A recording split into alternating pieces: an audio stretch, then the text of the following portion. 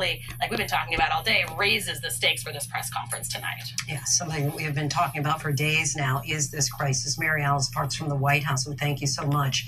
And now we want to bring in our chief White House correspondent, Mary Bruce, who reports in from the NATO summit today. President Biden stood on a stage alone and faced reporters. Tonight's news conference, a critical test. His campaign well aware every word will be scrutinized. He has to show the American people he has what it takes in live, unscripted moments to beat Donald Trump and serve another 4 years, or else the steady stream of Democratic defections could become a flood.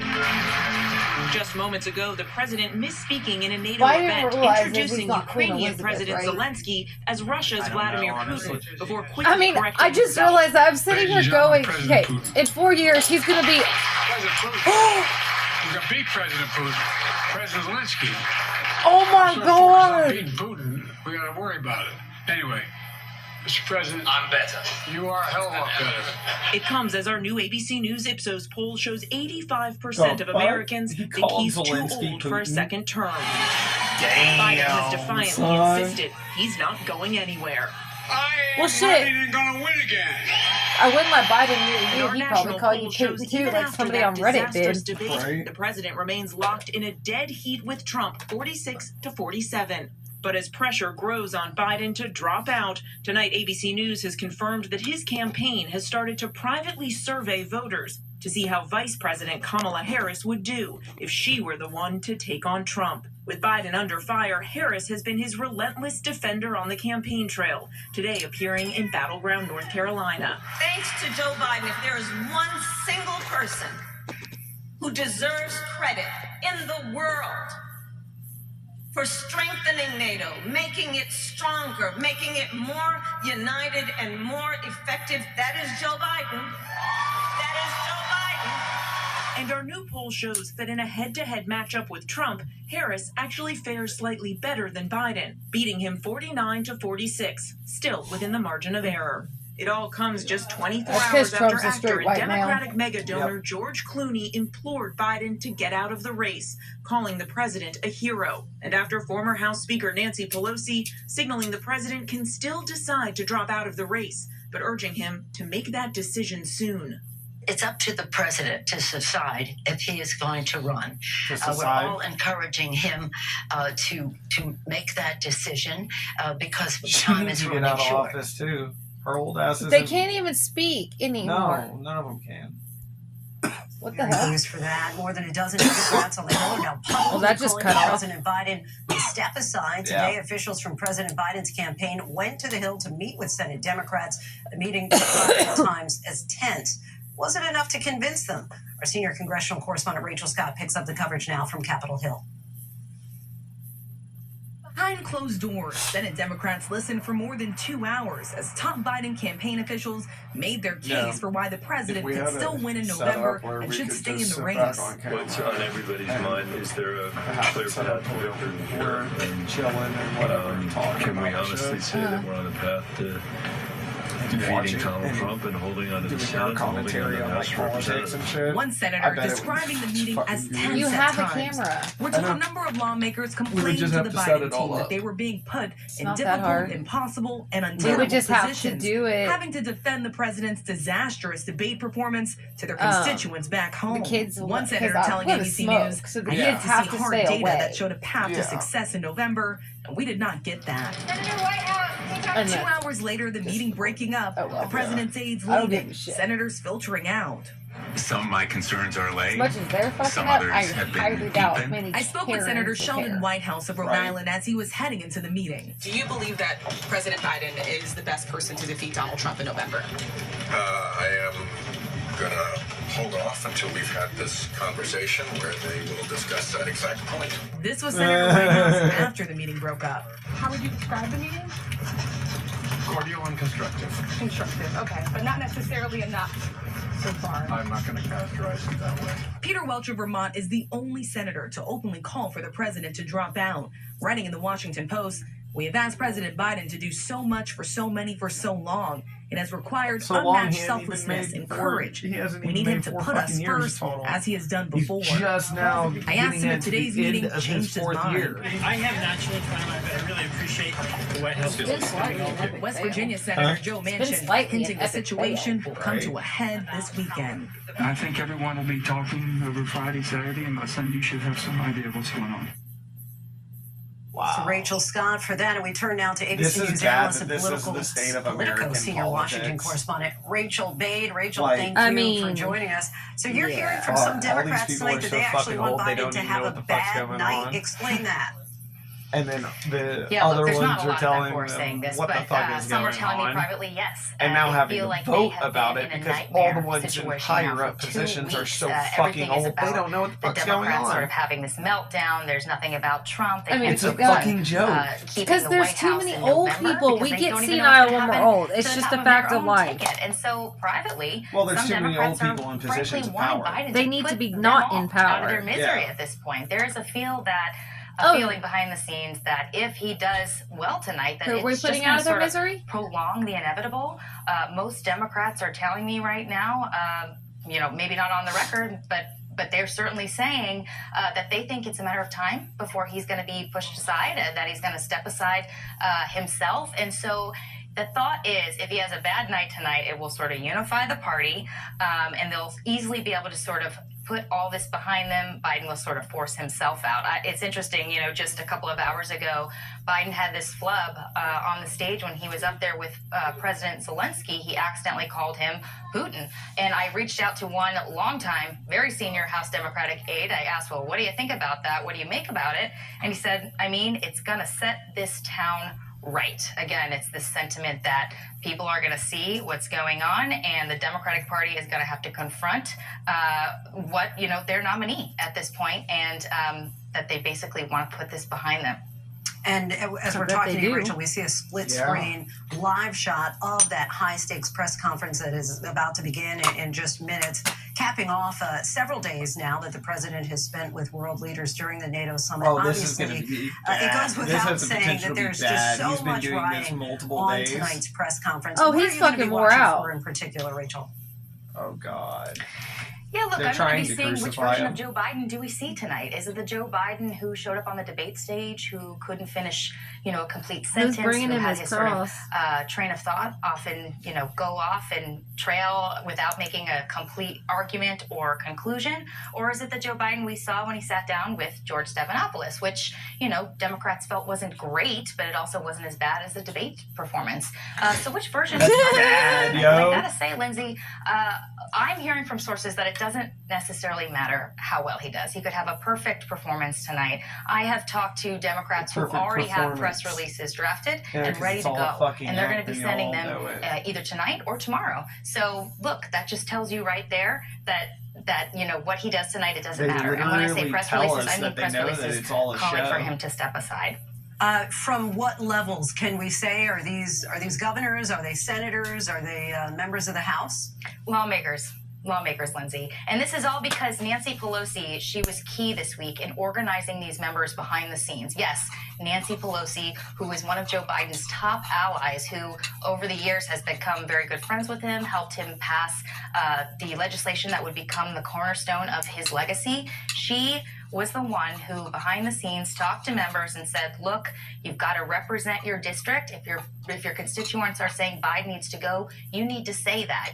Don't be afraid to say that. Her one request was wait until after the NATO summit is finished. The NATO summit just wrapped up a couple of hours ago.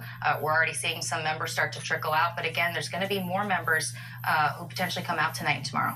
And we've also heard from President Barack Obama initially the day after the debate, basically saying, look, folks, I've had bad debates too. This is not unusual for people to have a bad night. But now it sounds like he may, in addition to Nancy Pelosi, be playing some kind of role behind the scenes. What are your sources telling you? Yeah, really fascinating. I mean, George Clooney, famous actor, Democratic donor, wrote this op-ed that sort of shocked everyone yesterday where he said, I love Joe Biden. He's done a great job as president. But look, what you saw on the debate stage a couple of weeks ago, that's the Joe Biden I've seen up close and personal. And I've talked to all these members of Congress, all these Democratic leaders. Everybody agrees he has to go, or they're going to lose the White House. Democrats will lose the White House and they'll lose the Congress. George Clooney, before he actually penned that op-ed, he actually consulted and talked to former President Barack Obama. These two are very close friends. They were both at a fundraiser for Biden just a few weeks ago, where people felt Biden was really struggling and not basically showing that he was having trouble like keeping up with everyone. So Barack Obama did not advise him against writing this op-ed. He sort of, allowed his friend to do this. And so that's just one example where Barack Obama, clearly a powerful person, he's close with George Clooney, he could have advised him not to run this. He could have said, look, this is bad for the party, we got to stick with Joe Biden. He didn't. And that's what's going on with Nancy Pelosi. It's what's going on with Chuck Schumer in the Senate. And it's what's going on with Hakeem Jeffries in the House. All these leaders, members look to them for messaging guidance. If they were out there saying, Joe Biden's our guy, everyone needs to stop, undercutting him. What you're seeing right now, it's not as bad as what perhaps you think it is. If they were working behind the scenes to keep Democrats in line, that would be one thing. But none of them are doing this. And I think it's really fascinating because, all these Democratic leaders, they're the ones who could potentially have the sway to push Joe Biden out. It's important to note that in George Stephanopoulos' interview, this is what Rex and he actually Michael asked said. Biden point blank, what would you do if Nancy Pelosi, Hakeem Jeffries, and Chuck Schumer came to you and said, step aside? He wouldn't answer that question, Lindsay. And there's a reason he wouldn't answer that question, because that would be a really tough thing for Biden to ignore. And yet it looks You're like not a toxic person, and they we just are told reaching you that. a moment like that. And I know, Rachel, at this point I'm asking you to read tea leaves here, and I guess that's a little bit what political punditry is, but you have the added benefit of having some close sources there. But one thing that you said really I thought was very interesting, in that it really doesn't matter if he's perfection tonight. If this speech is flawless, it sounds like that is not going to be enough. And really, I guess, so my question is, initially I was going to say, are we prolonging then the inevitable if he has a great press conference tonight? The word inevitable is really what I want to ask you about. Does it seem like him stepping aside at this point is inevitable based on what you're hearing?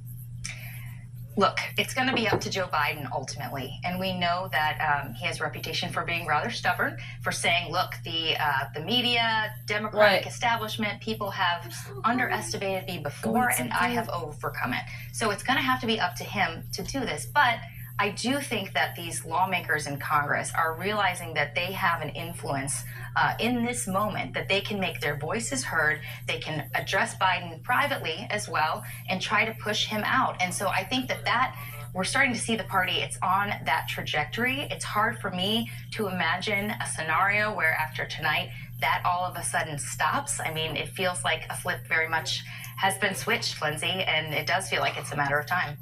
All right, Rachel Bade, we're going to ask you actually just to think stand I'd be by hearing for a him say, moment we're and trying bring to back in push ABC's Biden Mary out. Alice Parks from the White House again. And Mary Alice, we know Biden's I didn't actually think I'd ever is hear testing that. head-to-head matchups of Vice President Kamala Harris against former President Trump.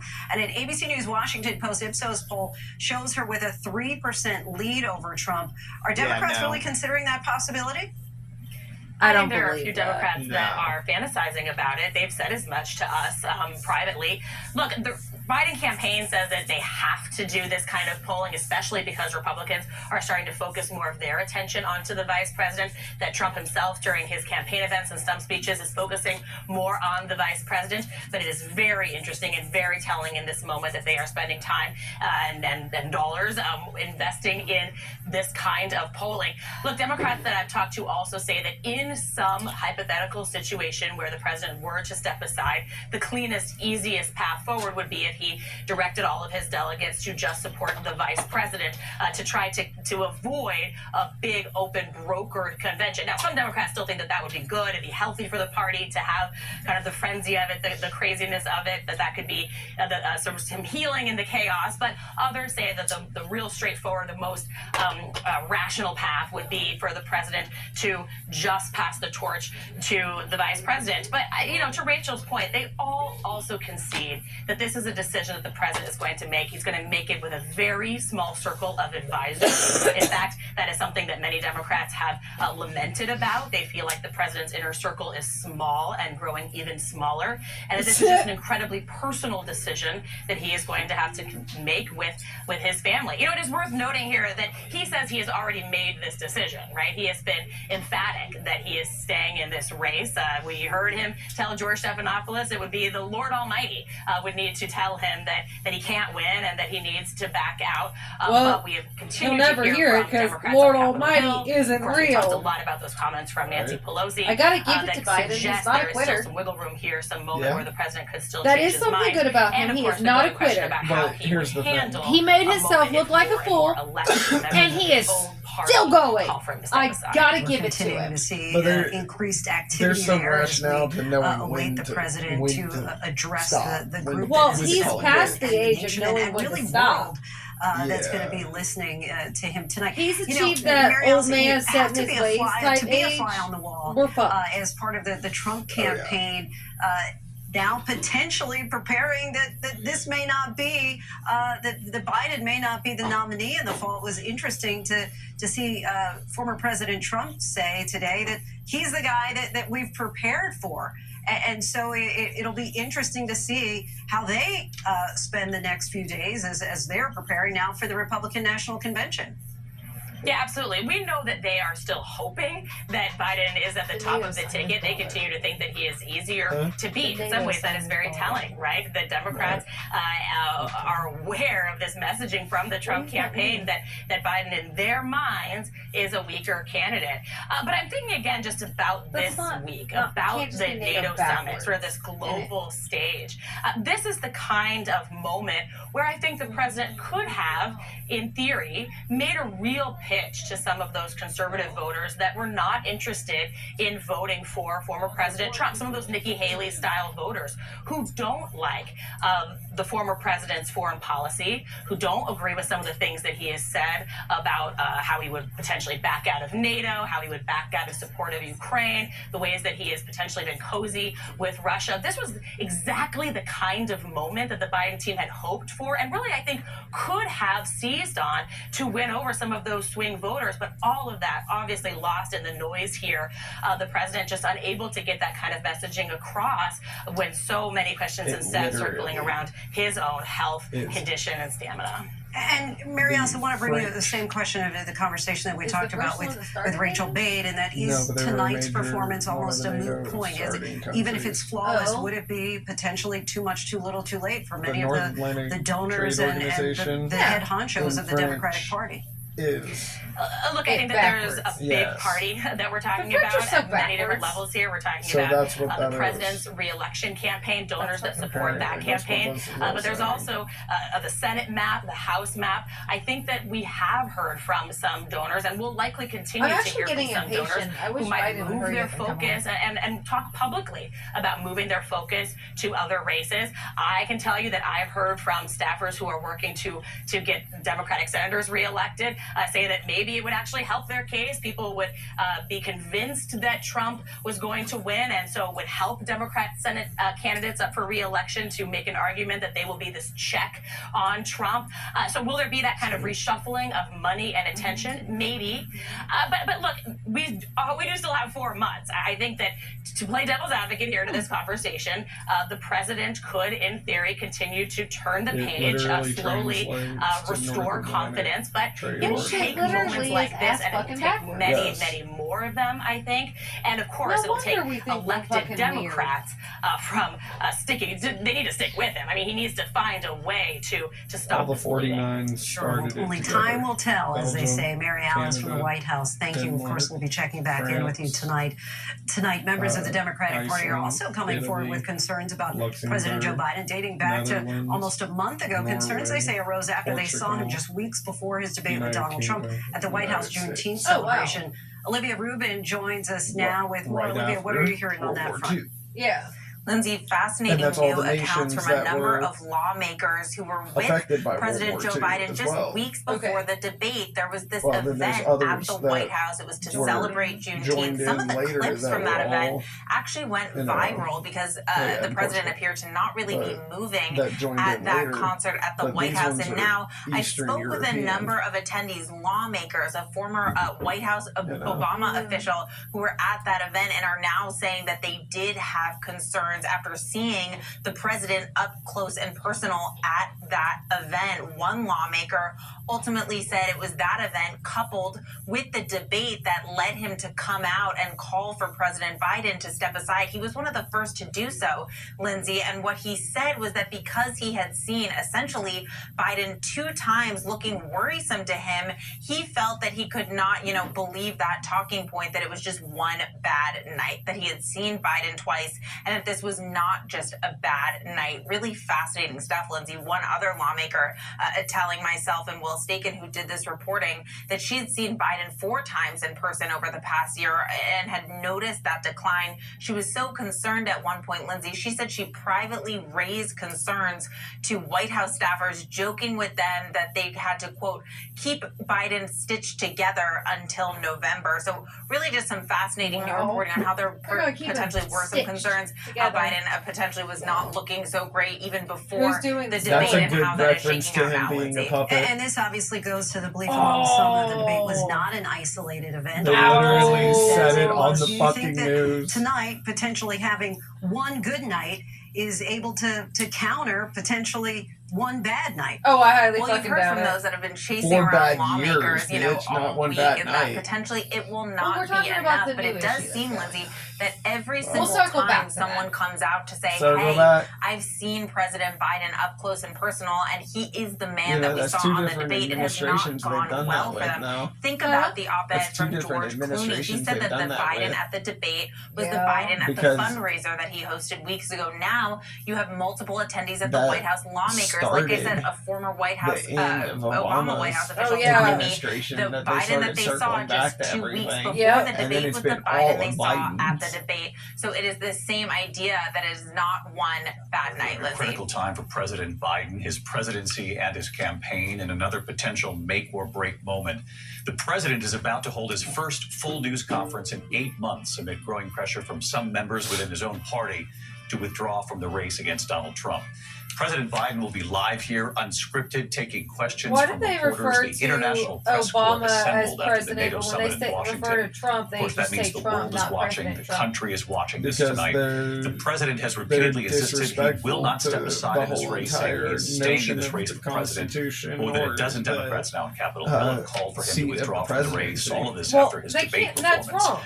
Earlier today, the president's top campaign aides went to Capitol Hill to meet with Senate Democrats behind closed doors, trying to ease their concerns despite the turmoil of the last 2 weeks and the debate. Tonight, a new ABC News Washington Post poll, also conducted with Ipsos, showing President Biden and Donald Trump essentially tied. Trump at 47, Biden 46. I really don't believe the poll also shows Vice President Kamala Harris doing slightly better in a hypothetical matchup against Trump. Harris 49. Trump 46. They took her. The president set to take questions live. Again, an unscripted moment for him. Mary Bruce in that room, and you know how rare this is. Oh, she got in politics. It certainly is, David. It has been 8 months since we have seen the president come on a stage like this alone to face reporters, and he is under an intense microscope here tonight. The president well aware of that, David. Mary Bruce, our chief White House correspondent, as we continue to watch this room. Reporters in the room who are gathered now standing. Along with others, here comes President Biden after the NATO summit. Hello, Goober. Let's listen. Thank you. Please be seated. Well, good evening. We just concluded this year's NATO summit. The consensus among the members was it was a great success.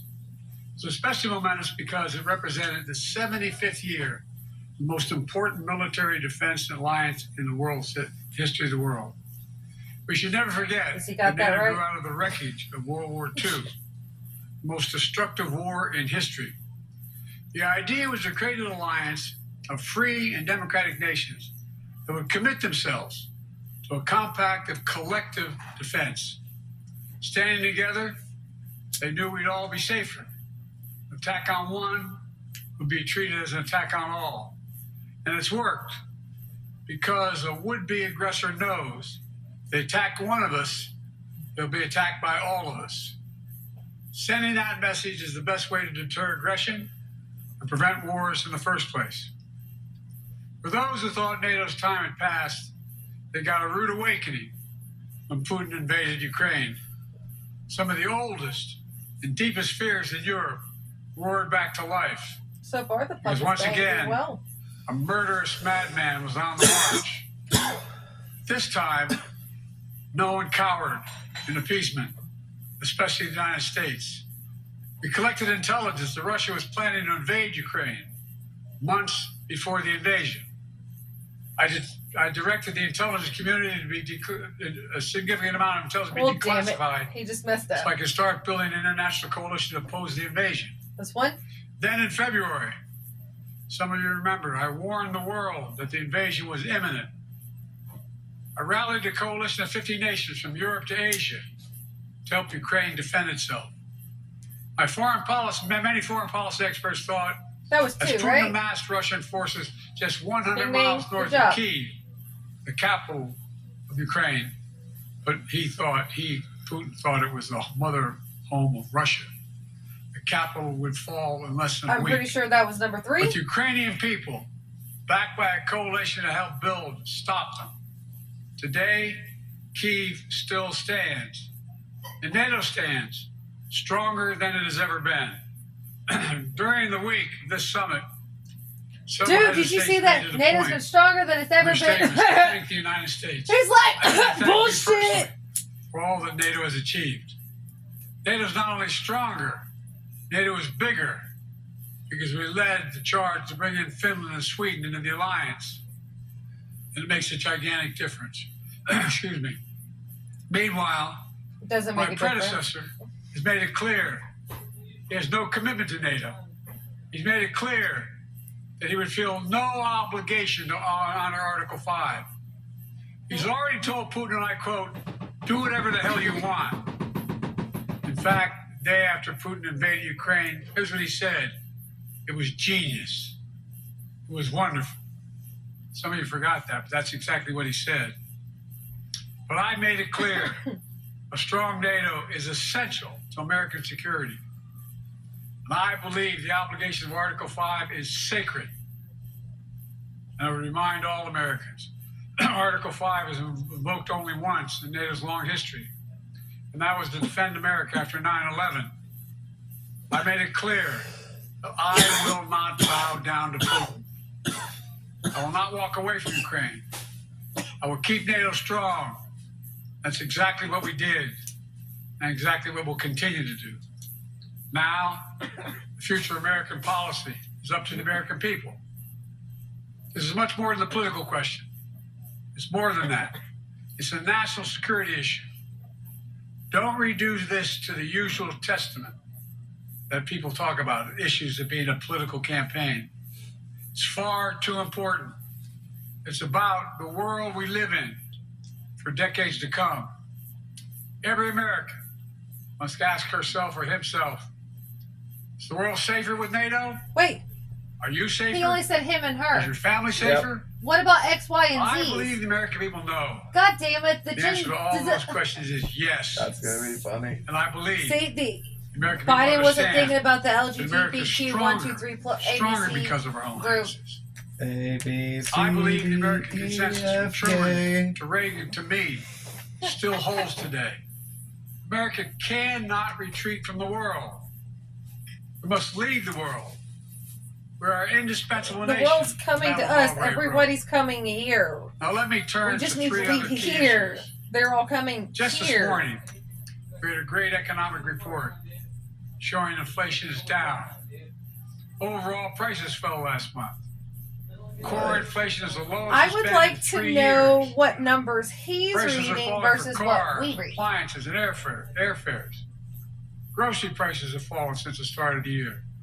We're going to keep working to take down corporate greed to bring those prices down further.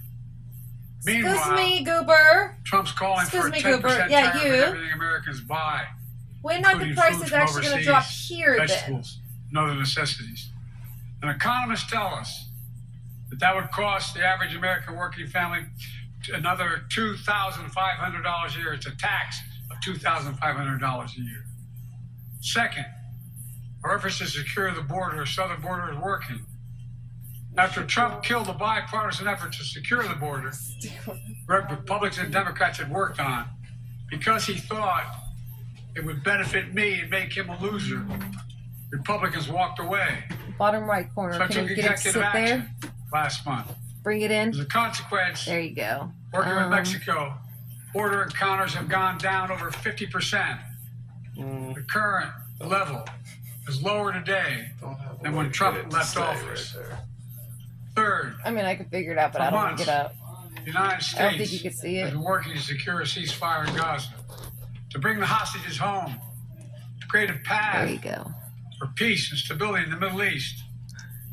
6 weeks ago, I laid out a detailed plan in writing. It was endorsed by the UN Security Council, the G7. That framework is now agreed on by both Israel and Hamas. So I sent my team to the region to hammer out the details. These are difficult, complex issues. There's still gaps to close. We're making progress. The trend is positive. And I'm determined to get this deal done and bring an end to this war, which should end now. Let me conclude where I began. We're the United States of America. We are the indispensable nation.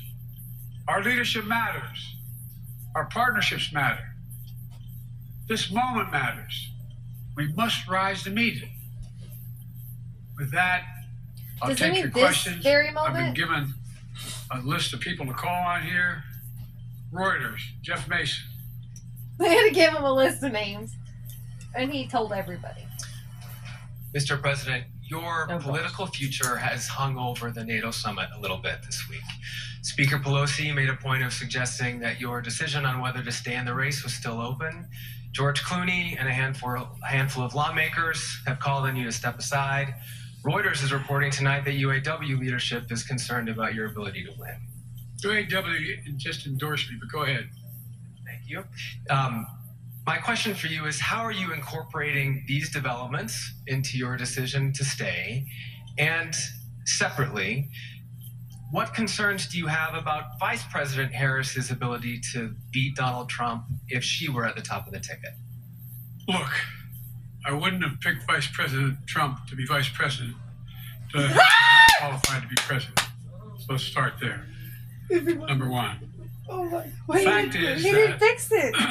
The consideration is that I think I'm the most qualified person to run for president. I'm so glad we beat him recorded once, this. It's great. and I will beat him I again. have something to laugh about for years. Secondly, the idea. God damn it, Trump's the vice president. The idea that senators and congressmen running for office worry about the ticket is not unusual.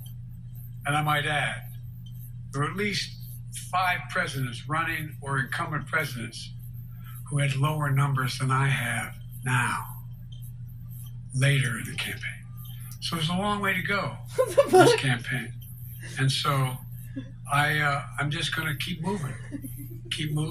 And because, look, I got more work to do. We got more work to finish. There's so much, we've made so much progress. Think about it. Think about where we are economically relative to the rest of the world. Name me a world leader who wouldn't want to trade places with our economy. We've created over 800,000 manufacturing jobs, 1.5 million. So things are moving. We got more to go. Working class people still need help. Corporate greed is still at large. You're not wrong. Prices, the corporate profits have doubled since the pandemic. They're coming down. And so I'm optimistic about where things are going. Danny Kemp, AFP. Thanks. Thank you, Mr. President. I want to ask you about you mixed up Presidents Zelensky and Putin earlier today. And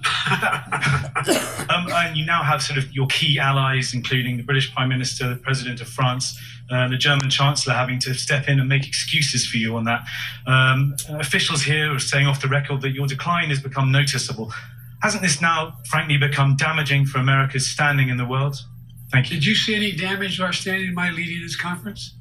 Have you seen a more successful conference? What do you think?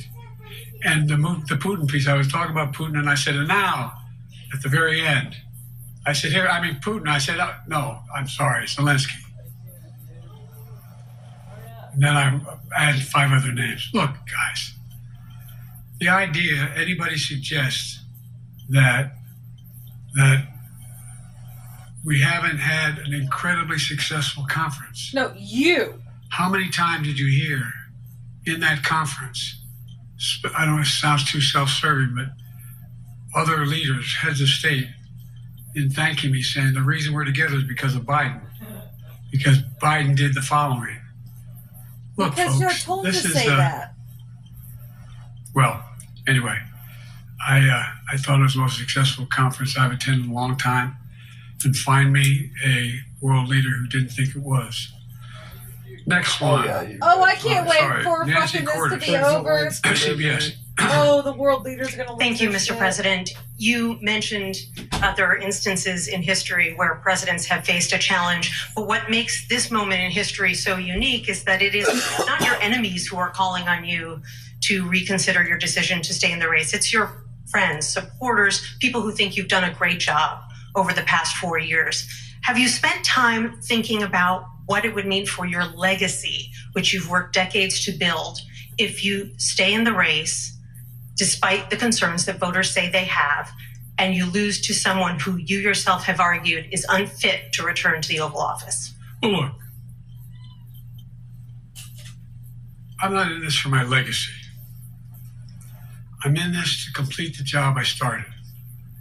As you recall, understandably, many of you and many economists thought my initial initiatives that I put forward, can't do that, it's going to cause inflation, things are going to skyrocket, the debt's going to go up. They did. What are you hearing now from mainstream economists? The debt is 16 economic Nobel laureates. Do we have like a different said record? I've done a hell of a job. And under my plan, so far, and what's going to happen in the future if I'm reelected, can't afford your bills and food and gas to go to work. Got to give up one of the 3, if not 2. Stop the trickle-down economic theory. That if the wealthy did very well, everybody else would do well. My dad was a well-read, decent guy. I don't remember much trickling down on his kitchen table. Middle-class people and working-class people need help. And so what happened is I decided to was able to implement as president what I believed when I was a senator. And that is that the way to build this economy is from the middle out and the bottom up. That way we grow the economy. And the wealthy still do very well. They do fine. Strips all that shit away. And guess what? You have no help for those I mean, people. mainstream economists have said we haven't done well. What have we not done that isn't working? This is gonna. And so we got more to do. Though we got to finish the job. Get a hold of this. And by the way, I come from the corporate stage of the world. Delaware has more corporations registered in Delaware than every other state in the nation combined. I'm not anti-corporate, but corporate profits have doubled since the pandemic. Doubled. It's time things get back in order a little bit. It's time, for example, if I'm reelected, we're going to make sure that rents are kept at 5% increase. Corporate rents for apartments and the like homes are limited to 5%. We're going to make a lot of changes that I've been talking about because we're going to continue to grow this economy. And by the way, remember how I got so roundly criticized for being so pro-union, not labor, union. Well, guess what?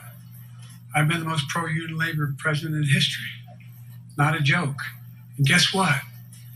We had the Treasury Department do a study. When unions do better, everybody does better. Everybody does better. Why did he have so creepy when he said that? When I went, remember when we talked about the computer chip industry back in the United States? Used to be 40% of the industry. We invented the chip.